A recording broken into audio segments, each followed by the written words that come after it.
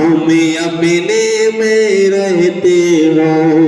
ओम परम गुरु निवे विश्व सागम निंदा इनमा अनुग्रह बताते अर्घम पामती जग में तीर्थ महान मिल जाए आशीष तो सब मिलते वरदान। मुनि चरणों को मुनिपत दे डाला ललितपुर नगर में हुआ उदिता मानो रवि तम हरने वाला। परिवार तुम्हारा सबका सब जिन धर्म पर चलने वाला है कर दिया उजाला ऐसा जो सबका तम हरने वाला है। तुम स्वयं तीर्थ से पावन हो तुम हो अपने में समय सार। तुम शांति वाद के बेस्तोता पानी बीड़ा के मधुर तार। तुम कुंद कुंद के कुंदन से कुंदन साजक को कर देने तुम निकल पड़े बस इसीलिए भटके अटकों को पद देने। वह मंद मद मुस्कान सदा चेहरे पर बिखरे रहती। वाणी कल्याणी है अनुपम करुणा के झरने झरते हैं। हे सत्य नहीं गुण गाने को गाना भी मेरा अनजाना। स्वर ताल छंद में क्या जानू केवल भक्ति में रम जामा। तुम में कैसा सम्मोहन है या है कोई जादू ठोना जो दर्श तुम्हारे कर जाता नहीं चाहे कभी मिलन होना।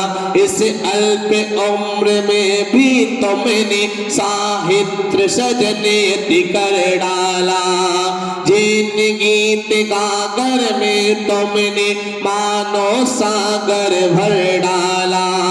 तीर्थंकर के तुम लघु नंदन करते दूर सभी आक्रंदन। कलयुग के भगवान है मुनिवर तेरा हो सत्य सत्य अभिनंदन। हे गुरुवर कुछ चाहे न देना नित्य आशीष चरण तुम्हारे रहो सदा नित्य झुकाओ शीश। ओम परम पूज्य मुनि विश्व सागर मुनिंदाय नमः। जय माला पूरा कमरे बाम की स्वाहा। साम भाव धन रखते हैं निज पर के हित साधन में जो निस दिन तत्पर रहते हैं। स्वाद त्याग की कठिन तपस्या बिना खेद जो करते हैं। ऐसे ज्ञानी साधु जगत के दुख समूह को हरते हैं दुख समूह को हरते हैं। ओम राम परम श्रवण मुनि श्री 108 विनोद सागर जी महाराज जी के पावन चरणों में अनग्र बताते अर्घम नमामि। नमोस्तु महर्षि नमोस्तु महर्षि।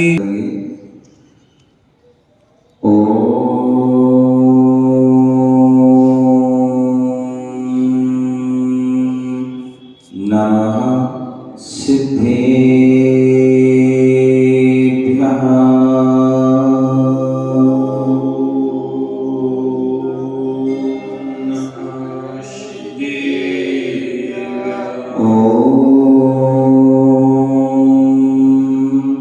नमः सिद्धेभ्यः।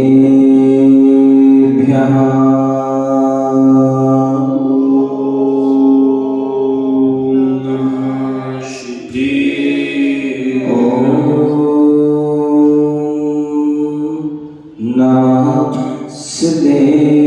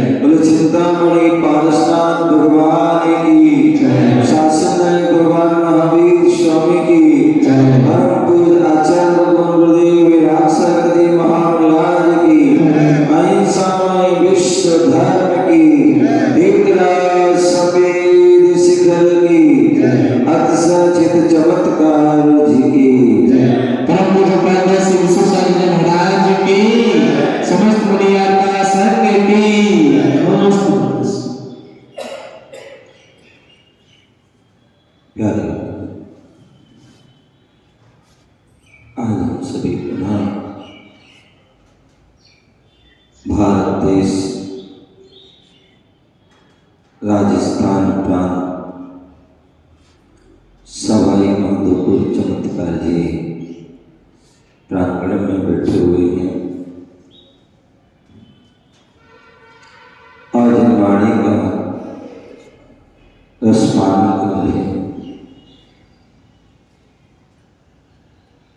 भगवान महावीर स्वामी जिनकी हम शासन काल में रह रहे हैं, भगवान महावीर स्वामी का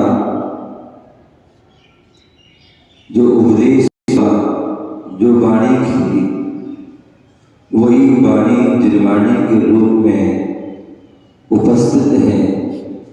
वह जिनवाणी जो जन जन का कल्याण करने वाली है, जो जीवों के लिए संसार से मुक्ति की ओर ले जाने वाली है। ऐसी वह पवित्र वाणी जन जन को सुख का अमृत देने वाली है और दुखों को जो है हरने वाली है। ऐसी वह जन कल्याणी जिनवाणी भगवान महावीर स्वामी का उपदेश हुआ और उन्होंने उपदेश में जो है व्याख्या की, बताया जीवों के परिणाम कैसे होते हैं, जीवों के भाव कैसे होते हैं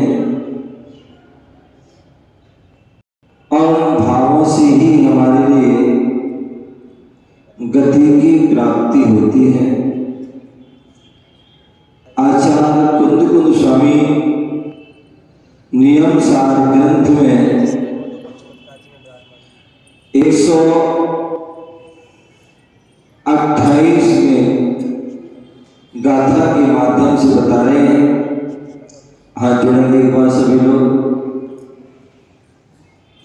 जस्य रागो दोषो विडम्ना जनेरो तस्य सामायिगं ठायि इति केवली शासने। केवल भगवान का शासन, तीर्थंकर भगवान का जो शासन है, जो उनकी वाणी में कही है, क्या कहा है? बोले यश जिनके राग तो द्वेष तो राग और द्वेष विकृति को उत्पन्न नहीं करते, उनके ही जो है स्थायी सामायिक होती है। आज व्यक्ति संसार में घूम रहा है, भटक रहा है, उसका कारण है वह केवल दो ही कारण। क्या है? मुख्य रूप से दो ही कारण हैं और वो क्या है? या तो राग या द्वेष। क्या है? दो ही कारण, राग या द्वेष। पहले के जमाने में ये माताएं लोग जो है दही को भांती थी। क्या करती थी पंडित जी?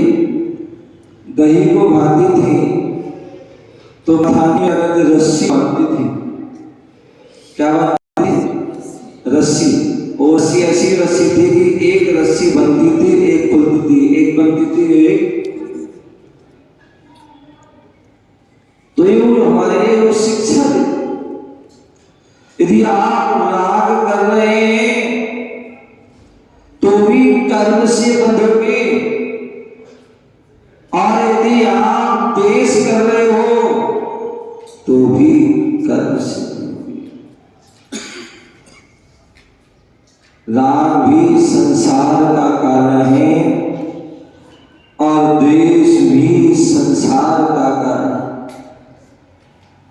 और हम दिन रात क्या करते हैं? दिन रात जो है क्या करते हैं? या तो राग करते हैं और या द्वेष। आंख खुली, राग प्रारंभ हो जाता है।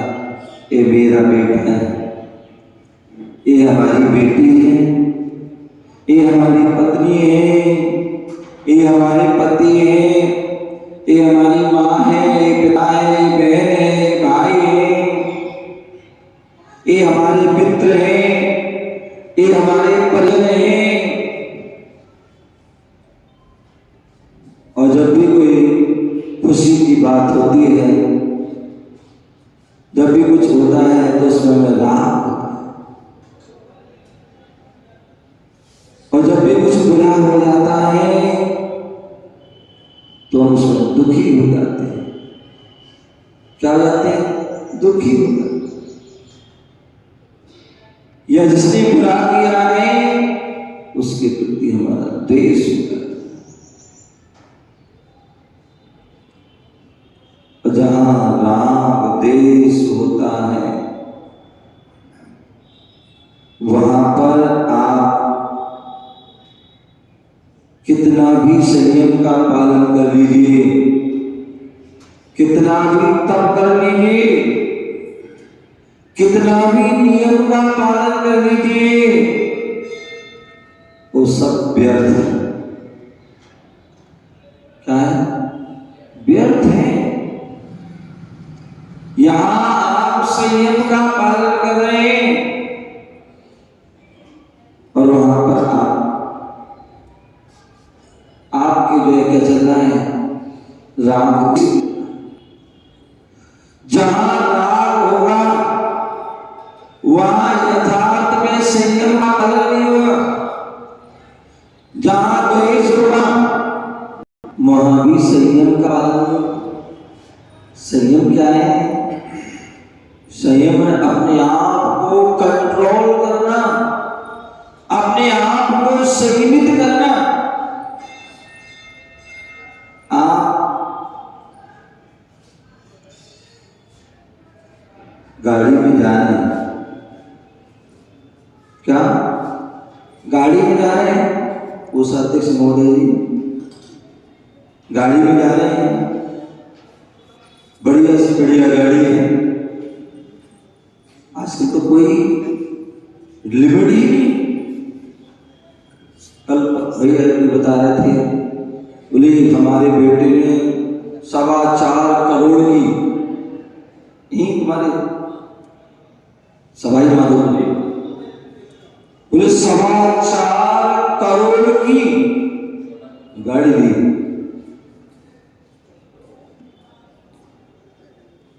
और मान लीजिए हम रास्ते में जा रहे हैं